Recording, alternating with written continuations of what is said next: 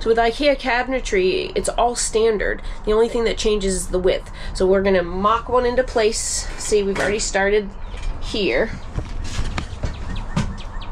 to make a standard cabinet size, and then we'll be able to just adjust them in and out in width. It's pretty great.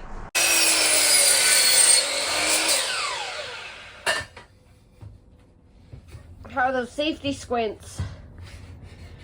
Maybe you should get glasses, buddy. Maybe. Better than the look away method? I mean, a little. Or the safety squinting? Now I'm gonna have it in my eyebrows. Just trying to process through some cuts right now to make 3 more of these. This is my template. I'll adjust it to the correct size, but these will support the drawer glides, and then again another one, and so on. Assembling these will be quiet, cutting them is loud, so just gonna get this done and then get some assembly done later. Cut all my pieces to make 3 more of these, and then I'm gonna vacuum up all these shavings. It sprays everywhere. Vacuum all this up and all the work table to assemble it.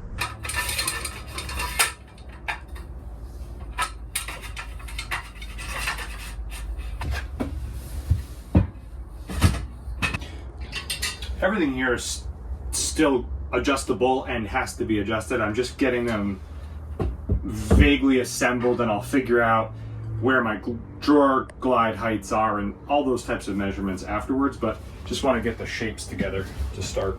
Because our storage area is also where we're trying to build, if we can get some of this stuff used up and put together, it should help us clear the space a little bit.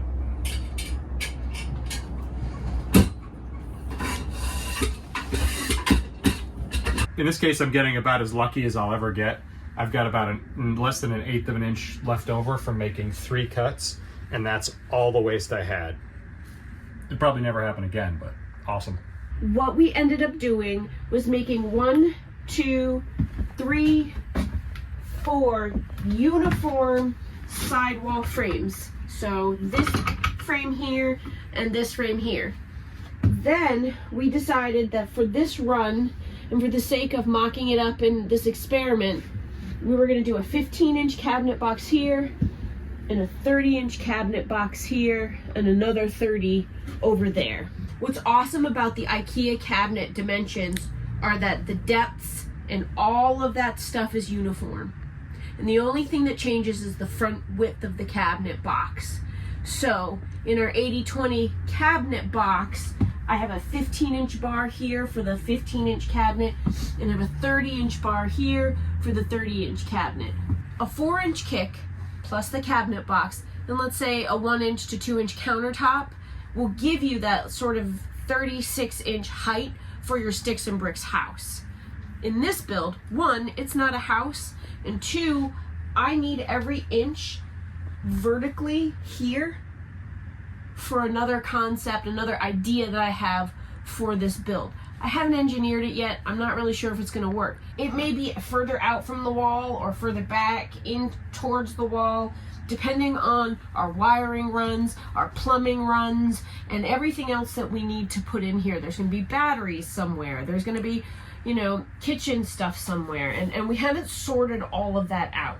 I do know, however, this is a little low to be a kitchen, so if this ends up being a kitchen module, I need to put it on feet for 2 reasons. 1, it's way more comfortable to stand here and not hit your toes if your toes go under. And 2, the height for like cooking and stuff, it's a little more natural for it to be a little bit more up.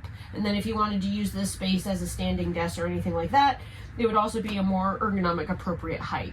An example of the kind of flexibility that the 80/20 is going to provide me with is that I could have a drawer here, and if I move this forward enough, I could do battery storage or something along the back here. There'd be plenty of room, and it's just so rigid and so strong, it could support the weight pretty easily. There's a lot of versatility.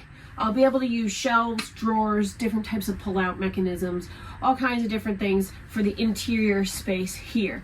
And I've been messing around a little bit with trying to get drawer glides mounted in the 80/20, and I'll show you more of that once I have proof of concept that it's actually going to work in a different video.